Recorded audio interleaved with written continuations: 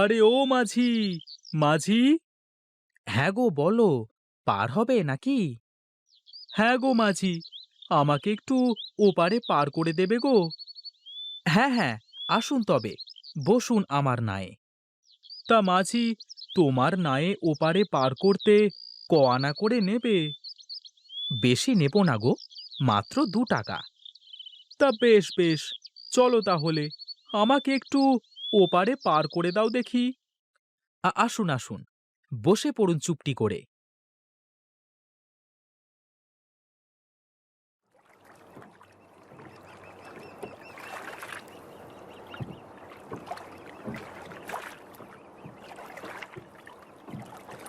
এই তো চলে এসেছি। ঠিক আছে, নেমে যাই আগে। এই নাও মাঝি, তোমার 2 টাকা। হ্যাঁ, দিন দিন। তাহলে চলি মাঝি, ও বেলায় আবার পার করে দিও কিন্তু। চিন্তা করবেন না দাদা, আমি এ ঘাটেই থাকি সব সময়।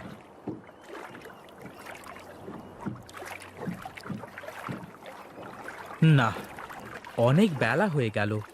যাই, বাড়িতে গিয়ে খাবারটা খেয়ে একটু গিন্নির মুখটা দেখে আসি।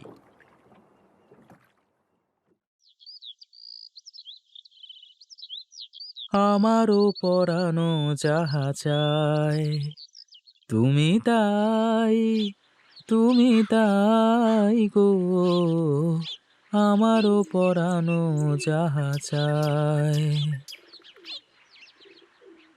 কি হারান মাঝি, মনে যে খুব সুখ ধরেছে।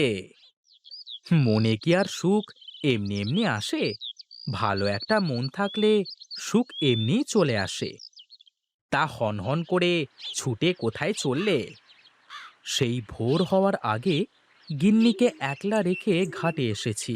যাই, বাড়িতে দুমুঠো খেয়ে আসি, আর গিন্নির মুখটা একটু দেখে আসি। ও আচ্ছা, তাই বলো। তা তুমি না থাকলে পার করবে কে শুনি? ও আমি এই যাব আর এই আসব, তাছাড়া তেমন লোকজনও নেই, এই জন্য চলে আসলাম। ঠিক আছে ঠিক আছে, তবে যাও, ও বেলায় আমাকে একটু গঞ্জে ছেড়ে দিয়ে আসতে হবে কিন্তু। এ আর এমন কি, তুমি তো আর আমাকে মাংনা নিয়ে যাবে না। পয়সা পেলে তো আমি সব জায়গায় যেতে রাজি। ঠিক আছে, তবে যাও। হ্যাঁ, তোমার জন্য তোমার গিন্নি হয়তো অপেক্ষায় আছে। তুমিও আমার সাথে মশকরা করো, আমি চললাম গো।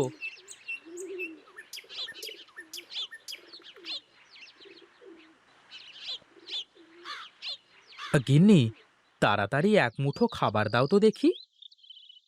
হ্যাঁ হ্যাঁ, তুমি চোখে মুখে একটু পানি দিয়ে বসো, আমি তোমার খাবার দিচ্ছি।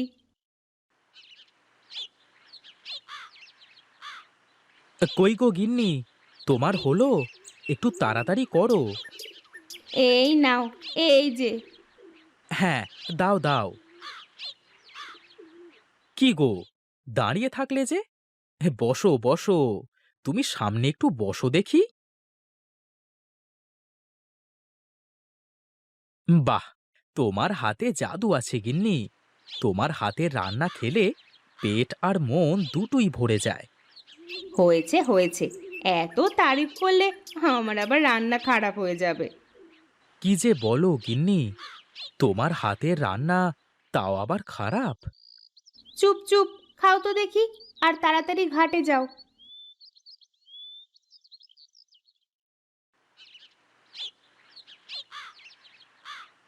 আমি চললাম গিন্নি।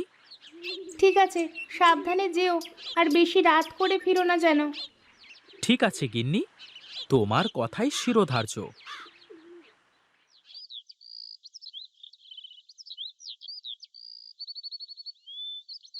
কি মাঝি, এখন যাচ্ছ?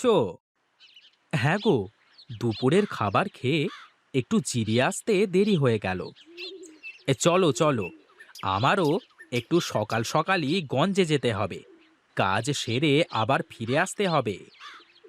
চলো যাই, কিন্তু আমাকে কিন্তু যাওয়া আসায় 10 টাকা দিতে হবে। 10 টাকা মানে? সে তো অনেক টাকা গো।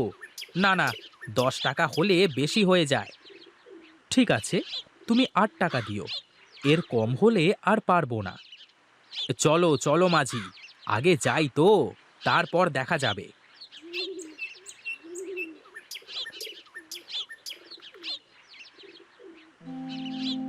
হে কি, আমার নৌকাটা কোথায় গেল? তোমার নৌকা আবার কে নিয়ে যাবে? আর তাছাড়া তুমি তো বেঁধেই রেখে গেছো, তাই না? হায় হায় রে, এ আমার কি সর্বনাশ হলো! কে আমার নৌকাটা চুরি করলো? তাহলে আর কি হলো, আমার তো গঞ্জে যাওয়া লাগবে। তাহলে আমি অন্য নৌকা করে চলে যাই। আমার একমাত্র সম্বল, এই নৌকা বেয়েই আমি আমার সংসার চালাই। এখন আমি কি করব?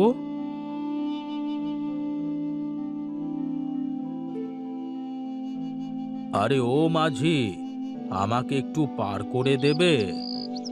কিভাবে পার করব বাবা? আমার নৌকাটা কে যেন চুরি করে নিয়ে গেছে। ও আচ্ছা, এই জন্যই তুমি এখানে বসে বসে কাঁদছো? আমার একমাত্র সম্বল, আমার উপার্জনের একমাত্র উপায়।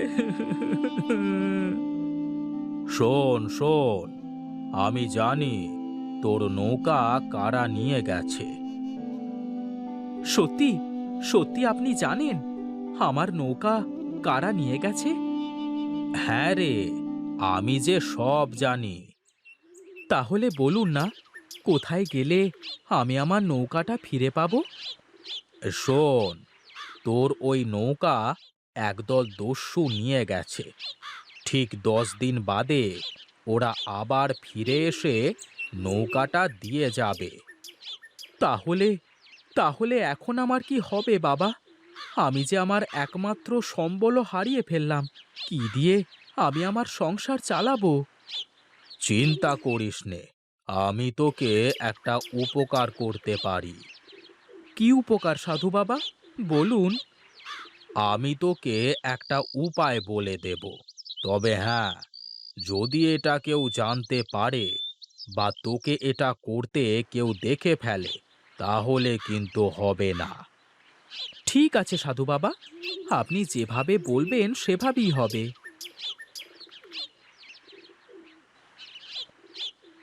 এই নে, এই মরিচের পাতাগুলো রাখ। এ কি সাধু বাবা, এ তো মরিচের পাতা মনে হচ্ছে। হ্যাঁ রে, এই মরিচের পাতা একটা একটা করে পানিতে ফেলবি, আর প্রতিদিন একটা একটা করে নতুন নতুন নৌকা হয়ে যাবে। সত্যি বলছেন? আপনি সত্যি বলছেন সাধু বাবা? তোর বিশ্বাস না হলে পরীক্ষা করে দেখ।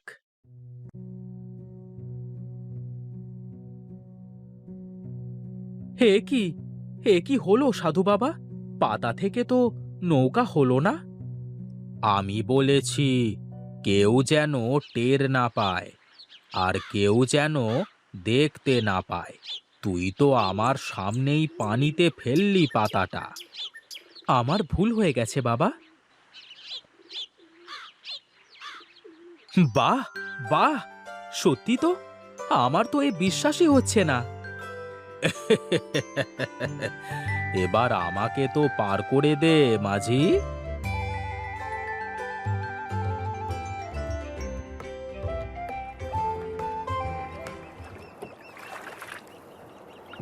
শোন বাছা, এই নৌকা শুধু দিনের আলোতেই থাকবে। সন্ধ্যা নামবার সাথে সাথে এই নৌকা শেষ হয়ে যাবে। তার মানে আমাকে প্রতিদিন একটা করে পাতা ব্যবহার করতে হবে? হ্যাঁ রে, আর শোন, ঠিক 10 দিন পর ওই দস্যু দল তোর নৌকা তোকে ফিরিয়ে দিয়ে যাবে। ঠিক আছে বাবা, আপনি যেহেতু বলেছেন, তাহলে নিশ্চয়ই আমি আমার নৌকা ফিরে পাবো। ঠিক আছে, আমি এখন চললাম তাহলে।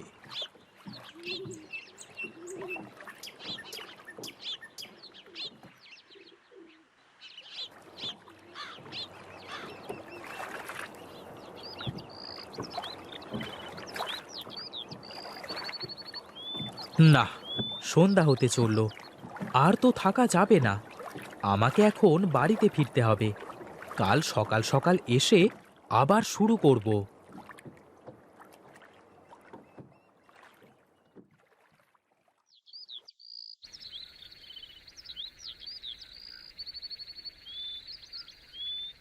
চুপচাপ শুয়ে আছো, কোনো কথা বলছো না। ভাবলাম হয়তো কোনো চিন্তায় আছো কিনা। না গিন্নি, কিছুই না, এমনি ঘুম আসছে না। ভাবছিলাম একটা বিষয়। তা আমাকে কি বলা যায়, তুমি কি এত ভাবছো? না গো গিন্নি, এখানেই তো বিপদ। এমন একটা কথা যা আমি তোমার সাথেও বলতে পারছি না। তা ঘরের বউয়ের কাছে বলা যায় না, এমন কোনো কথা থাকে নাকি? এটা অন্যরকম একটা বিষয়। বললে আমাদেরই ক্ষতি হবে। আমি তোমাকে বলবো, কিন্তু আজ থেকে ঠিক 9 দিন বাদে। ঠিক আছে, তাহলে এখন একটু ঘুমাও।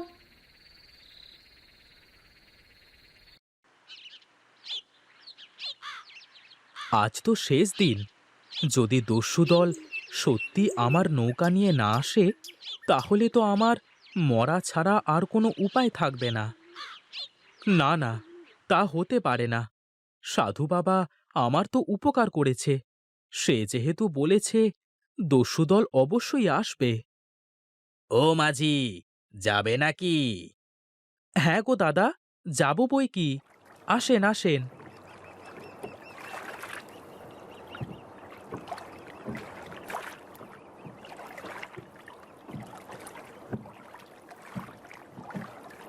এই নাও দাদা, তোমার 2 টাকা।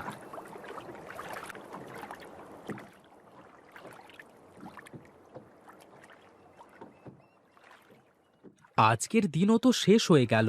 কাল যদি নৌকা না পাই, যা হয় দেখা যাবে। এখন বাড়ি তো যাই, তা না হলে আবার বউ চিন্তা করবে। গিন্নি, আমি একটু ঘাটে গেলাম। এই সকাল সকালই চললে যে, তা কিছু মুখে দিয়ে যাবে না? আমি এই যাব আর এই আসব। তুমি রান্না করো।